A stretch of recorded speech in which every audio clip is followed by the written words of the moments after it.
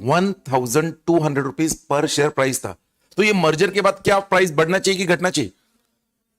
पत्तों की तरह स्टॉक प्राइस नीचे गिरने लगा, and that stock price within a short span of 6 months came down to ₹110।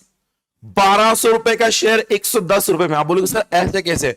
World के बड़े बड़े leading analyst, equity analyst, business analyst ने टाटा स्टील को राइट ऑफ कर दिया। उन्होंने कह दिया ये कंपनी कभी भी ये मर्जर कंप्लीट नहीं कर पाएगी और टाटा स्टील डूब जाएगी। वर्ल्ड्स नंबर 55 कभी भी वर्ल्ड्स नंबर 1 को एक्वायर नहीं कर पाएगी। इस तरह से कंपनी डूब जाएगी, कंपनी के शेयर बेच दो। उल्टा हुआ, और ये स्टॉक प्राइस सिर्फ टाटा स्टील के साथ नहीं हुआ, सारे टाटा ग्रुप के शेयर नीचे आने लगे। देखो संकट जब आता है तो कैसे आता है। और यहां पर तो ये हुआ, दूसरी तरफ मीडिया में पूरा एक कैंपेन चला गया जहां पे कहा गया रतन टाटा को क्या लगता है इतना ऑफर देने के लिए कोरस को, उनका थोड़ी पैसा है, ये तो टाटा के शेयर होल्डर्स का पैसा है, शेयर होल्डर्स की मेहनत की कमाई है, और उन्होंने इतना उनमें बांट दिया। जिस तरह से रतन टाटा को विलन बनाया गया, मीडिया आपको पता है कैसे होती है, एक जन के पीछे अगर लग गई तो खत्म। आपने देखा ही है काफी रिसेंटली, अगर आपने सुना होगा तो सुशांत सिंह राजपूत के केस में वो कौन लड़की थी, देखो आप सबको पता है, रिया चक्रवर्ती। तो मीडिया जब एक किसी के पीछे लगी तो उसको बराबर विलन करके छोड़ देती है। रतन टाटा को विलन बनाया गया, टाटा ग्रुप के सारे शेयर्स के दाम नीचे आ रहे, रतन टाटा विलन बन गए, और ये मर्जर के लिए पैसा देना है, करेंगे तो क्या? बैंक्स ने लोन देना बंद कर दिया है बिकॉज वर्ल्ड में क्राइसिस चल रहा है। रतन टाटा को आनंद फानन में एक प्रेस कॉन्फ्रेंस कॉल करनी पड़ी, और उन्होंने इस प्रेस कॉन्फ्रेंस में कहा सबको, आपकी बात मैं समझता हूं कि मैंने इतना ऑफर दिया, बट आपने इसके पीछे का मेरा थॉट नहीं देखा। अगर मुझे आज टाटा स्टील को नंबर 1 बनाना है तो मुझे 4 स्टील प्लांट उनके जैसे सेटअप करने के लिए 15 से 20 साल लगेंगे, ब्रेक इवन होने के लिए 25 साल लगेंगे। मतलब मैं नंबर 1 अगले 35-40 साल बाद बनूंगा। आज उनको एक्वायर करके मैं डे 1 पर नंबर 1 बनाऊं, अगले 35-40 सालों में जो प्रॉफिट मुझे वहां से आने वाला है, जितना मैंने दिया है उससे 100 गुना ज्यादा आने वाला है। ये थॉट किसी ने रखा ही नहीं था। रतन टाटा की ये बात कहने के बाद अगले दिन media, Ratan Tata is a true leader, he has a very good vision, he is the main person behind JRD Tata. फिर उनका कंपैरिजन जेआरडी टाटा के साथ किया जाने लगा, कैसे विजनरी वो थे एंड ऑल दैट। ये जो टाटा स्टील और कोरस का मर्जर था दोस्तों, एक लैंडमार्क मर्जर था because it was a reverse merger.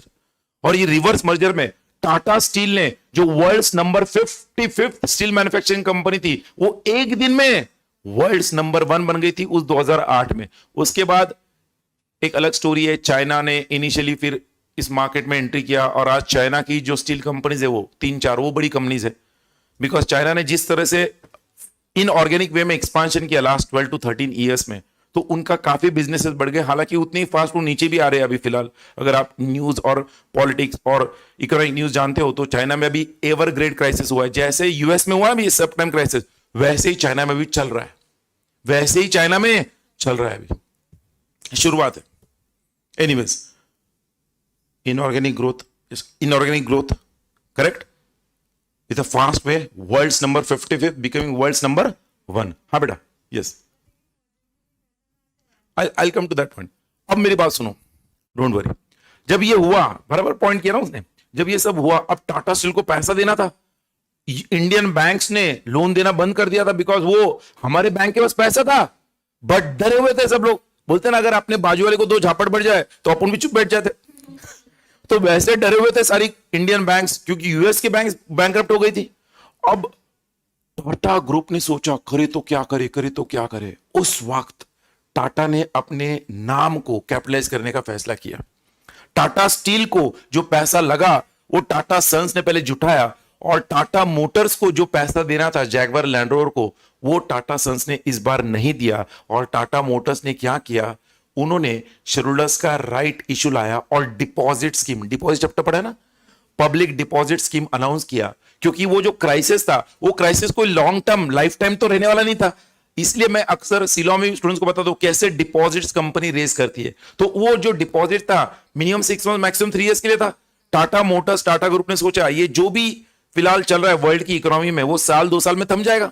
अभी हमारी जो नीड है, वो नीड हम हमारे शेयर होल्डर्स और स्टेक होल्डर्स, पब्लिक जनता जनार्दन के पास जाएंगे। और उन्होंने डिपॉजिट स्कीम अनाउंस किया जिसमें उन्होंने 11.25% रेट ऑफ इंटरेस्ट से डिपॉजिट एक्सेप्ट किए from the share holders from the share holders and from other than share holders, public से 11% रेट ऑफ इंटरेस्ट से उन्होंने डिपॉजिट एक्सेप्ट किया। और लोगों को कहा अरे 11% रेट ऑफ इंटरेस्ट में, टाटा ने किसका नाम यूज किया? अपना ब्रांड यूज किया। टाटा जब पैसा मांग रहा है, लोग खुशी खुशी दे रहे ना, बैंक से एफडी निकाल के दे रहे। बैंक में अगर 9% मिल रहा है, इधर 11.25, लो भाई टाटा ने पूरा पैसा जनता से कलेक्ट किया। और जैसे ही साल 2 साल बाद इकोनॉमिकल सिचुएशन ठीक हो गई, बैंक से लोन लेकर डिपॉजिट्स को रीपे किया गया। बिकॉज आपको पता है अगर डिपॉजिट्स लिए तो उनका पहले रीपेमेंट होना चाहिए। डिपॉजिट को रीपे किया गया और उसके बाद धीरे धीरे करके टाटा ग्रुप पटरी पर आया। अभी भी पिछले 3-4 सालों में Tata group was not doing well. ये तो 2020 के स्टॉक मार्केट के अभी हाइपर बुल रन में Tata group is at its peak. Reason, जब टाटा ग्रुप ने एयर इंडिया को एक्वायर किया, 18,000 करोड़ में एक्वायर किया। जिस दिन ये न्यूज आई कि टाटा ग्रुप ने एयर इंडिया को 18,000 करोड़ रुपीस में एक्वायर किया गवर्नमेंट ऑफ इंडिया से, उसी दिन, उस एक दिन में टाटा ग्रुप का market valuation, market capitalization 70,000 crore से बढ़ा। मतलब पैसा टाटा ग्रुप ने नहीं दिया है, समझना आप। यही स्टॉक मार्केट का सबसे बड़ा फंडा है। जिनको समझा वो ठीक, जिसको नहीं समझा वो पोगो देखो। अरे भाई, जिस दिन ये न्यूज आई 18,000 करोड़ में एक्वायर किया, उसी दिन टाटा ग्रुप के सारे शेयर्स की मार्केट कैपिटलाइजेशन कितने करोड़ से बढ़ी? 70,000 करोड़ से बढ़ी। तो एंड ऑफ द डे पैसा कहां से जाने वाला है?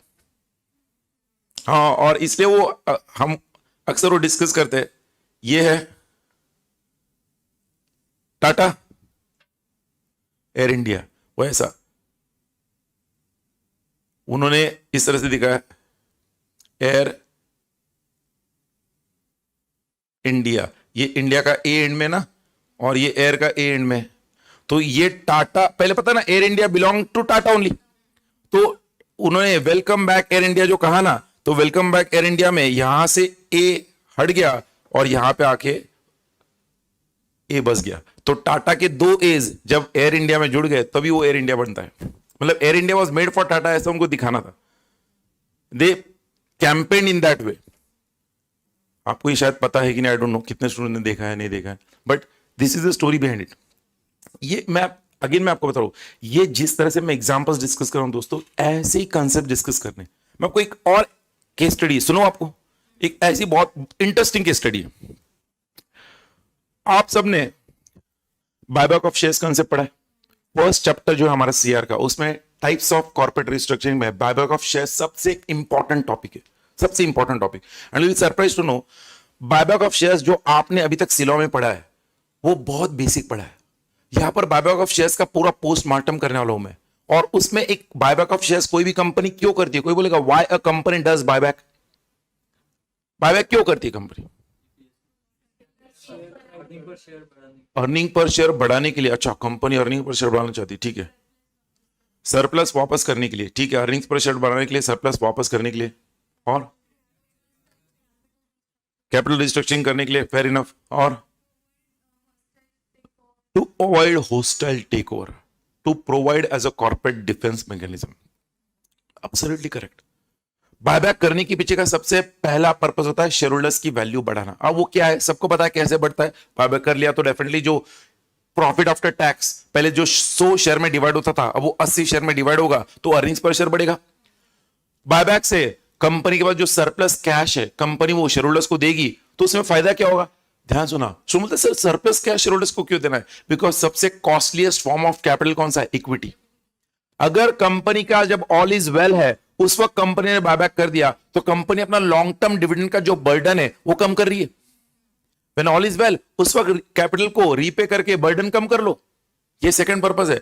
और buyback provides as a corporate defence mechanism. वो कैसे, कोई बता पाएगा how buyback can help you as a corporate defence mechanism? उसी के ऊपर हमारी केस स्टडी है। और एक बायबैक का पर्पस है, it provides exit route to the share holders. उसके ऊपर भी केस स्टडी, वो दोनों केस स्टडी में आपको बताऊंगा। बिकॉज आपने सिर्फ थ्योरेटिकली पढ़ा होगा, मुझे पता है, आई नो। बायबैक कैसे आपके लिए कॉर्पोरेट डिफेंस मैकेनिज्म है, उसकी एक स्टोरी है। और ये स्टोरी इसी हमारे केस स्टडी से जुड़ी हुई है, इसलिए मैं बता रहा हूं आपको। मैंने कहा ना, टाटा स्टील का स्टॉक प्राइस 1200 रुपए से कहां तक आ गया था? 110 रुपए। आपने एक व्यक्ति का नाम सुना होगा, आर्सलर मित्तल, लक्ष्मी निवास मित्तल, वो भी स्टील किंग है, पता है आपको? उनकी कंपनी है पॉस्को, सुना है कि नहीं? पॉस्को, लक्ष्मी निवास मित्तल की जो कंपनी है स्टील कंपनी पॉस्को, वो भी स्टील आइकॉन कहते हैं उनको भी। जैसे लक्ष्मी निवास मित्तल को पता चला कि टाटा स्टील ने जो कोरस का मर्जर किया है, उस मर्जर से टाटा स्टील को राइट ऑफ कर दिया गया है। लक्ष्मी निवास मित्तल तो इतने बड़े स्टील की, उन्हें पता था कि ऐसा पॉसिबल नहीं है, टाटा ग्रुप इतना बड़ा है। तो उन्होंने एक मन ही मन ख्वाब देख लिया। उस वक्त टाटा सन्स का टाटा स्टील में 44% होल्डिंग था। कितना? 44%। तो पब्लिक के पास कितना था? 56%। तो लक्ष्मी निवास मित्तल ने सोचा, अगर मैं धीरे धीरे करके टाटा स्टील के मार्केट से शेयर्स एक्वायर कर लूं, 45% अगर कर लूं, 44% से ज्यादा, तो मैं टाटा स्टील का क्या मैनेजमेंट कंट्रोल अपने हाथ में ले सकता हूं। और उन्होंने अपने इनडायरेक्ट वेल विशर्स के थ्रू, लक्ष्मी मित्तल ने अपने वेल विशर्स के थ्रू टाटा स्टील के जब 110-20 रुपए रेट था, उस वक्त 20% शेयर्स मार्केट से खरीद भी लिए। कितने? 20% शेयर्स यहां से खरीद लिए। अब ये न्यूज कहीं तो रतन टाटा के कानों तक पहुंची कि लक्ष्मी निवास मित्तल ने लगभग टाटा स्टील की 20% शेयर्स एक्वायर किए और वो होस्टल टेक ओवर करने के फिराक में है। जैसे ही रतन टाटा को ये पता चला, अब ऐसे कठिन समय में रतन टाटा ने अपने सारे शेयर होल्डर्स की मीटिंग कॉल की और टाटा स्टील ने उस कठिन समय में बायबैक अनाउंस किया। क्या अनाउंस किया? बायबैक। अब बायबैक अनाउंस किया तो मैं एग्जांपल आपको बता रहा हूं, मान लो 100 शेयर्स थे, 44 टाटा सन्स के पास थे, 56 पब्लिक के पास थी। उस पब्लिक में से 20 ऑलरेडी किसके पास आ गए थे? लक्ष्मी निवास मित्तल के पास। तो जब बायबैक किया गया, ये बचे हुए जो 36 थे, उनमें से और 20 टाटा स्टील ने खरीद लिए, बायबैक कर लिए। तो बायबैक करने से अब ये कितने बचे? 16 ही बचे ना। अब कहा कितना करना है, बाय करो, बिकॉज ऐसा करने से अब ये 16 खरीद भी लेंगे तो 20 + 16 की होगा? 36 होगा। अरे 20 + 16 अगर इन्होंने पूरे के पूरे ले भी लिए तो कितना होगा? 36 होगा। तो टाटा सन्स का जो पहले 44% होल्डिंग था, 20 शेयर्स बायबैक करने से वो होल्डिंग मोर देन 50% के ऊपर चला गया। होल्डिंग मोर देन 50% के ऊपर चला गया। And that buyback proved as a corporate defence mechanism for the company. समझ रहे क्या? इतना जबरदस्त वो स्टोरी था। ये प्रैक्टिकल एग्जांपल है, और जब आप प्रैक्टिकल एग्जांपल से लिंक करोगे ना, आपको मजा आएगा।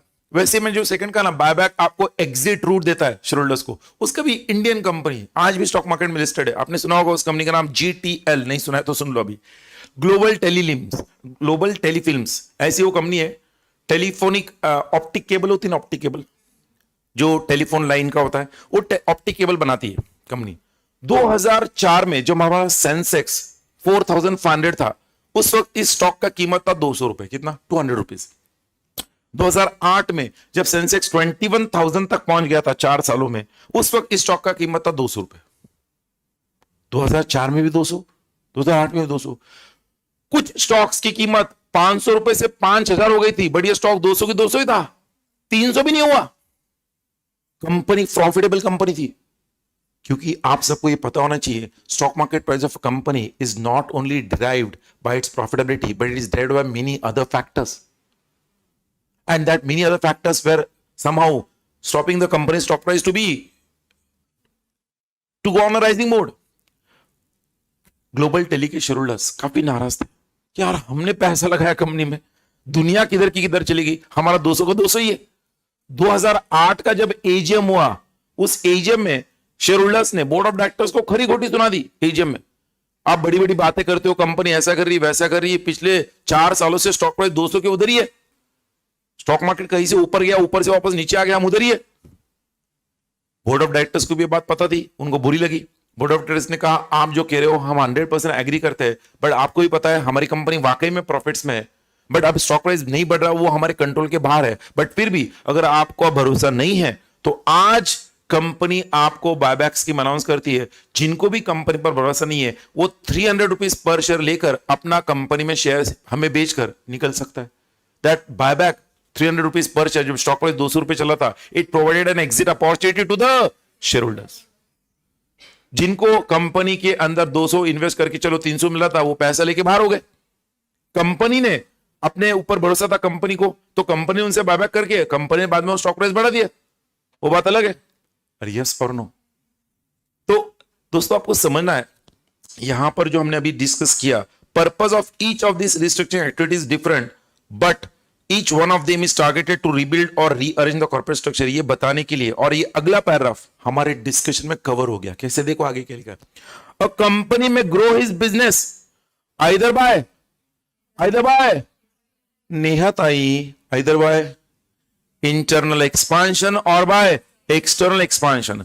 इन द केस ऑफ क्या, internal expansion, a company grows gradually over time in the normal course of business. अगर मैं ऐसा पढ़ा तो बोर लगता, यस और no, through acquisition of new assets, replacement of technology, obsolete equipments, and the establishment of new lines of products. But in external expansion, a firm acquires a running business and grows overnight through corporate restructuring, जिसका example हमारा क्या था, Tata steel का। ये जो paragraph है वो paragraph क्योंकि हमने प्रैक्टिकली समझ लिया तो पढ़ने में बहुत आसान लगता है। और मैं आपको बता रहा हूं, यही तरीका हमारे ऑल 26 चैप्टर्स में, बिकॉज मैं आपको कल भी कहा था, देखो प्रैक्टिकली आप 2-3 घंटे में जो टीचर 120 घंटे पढ़ा रहा है वो सब्जेक्ट 2-3 घंटे में क्या जज करोगे? आपको सिर्फ ये जज करना है कि भैया वो जो पढ़ा रहा है तो वो आपको एग्जाम्पल देके पढ़ा रहा है, आपको कंसेप्ट देके समझा रहा है, या उसके पॉइंट्स आपसे लिखवा रहा है क्या प्रॉपर्ली। ये बहुत ध्यान रखना जरूरी है। और एक चीज मैं आपको कहना चाहूंगा, सबको ध्यान रखना, जो नोट्स मैंने बना के दिए हैं वो नोट्स भले ही मैंने रेडीमेड दिए, बट लेक्चर के दौरान जो भी मैंने पॉइंट्स बताए, आपको नोट्स तभी यूज करना है, रेफर करना है जब आपको लेक्चर के अंदर कुछ लिखते नहीं आए, मिस हो गया। वरना मैं चाहूंगा आप खुद आपके हैंड रिटन नोट्स बनाओ, जो रेडीमेड नोट्स दिए हैं उसका इस्तेमाल तभी करो जस्ट फॉर रेफरेंस पर्पस।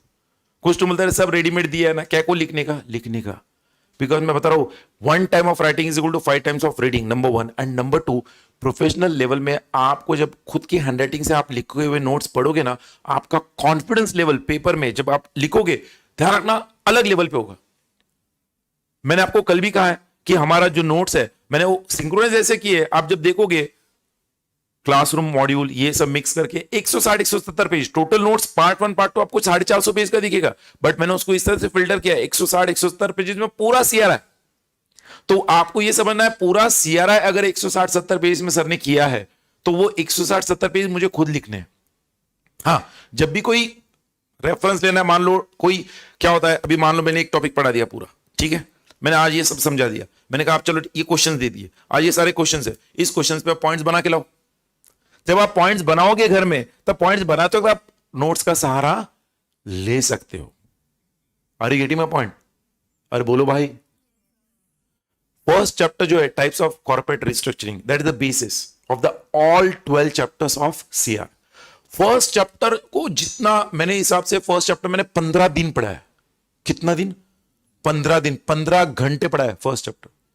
इतना डिटेल में पढ़ा है first chapter, because types of corporate restructuring जब फर्स्ट चैप्टर आप पढ़ोगे तो आगे के चैप्टर बोलोगे सर ये फर्स्ट चैप्टर से लिंक्ड है, ये फर्स्ट चैप्टर से लिंक है। मर्जर, डीमर्जर के type, splits up, spin ups, then divestment, then reverse merger, strategic alliance, joint venture, ये सारे टर्म्स जब आप पहले चैप्टर में समझोगे तो आगे आने वाले चैप्टर्स में आपको सब आसान लगेगा, because it is all based on that.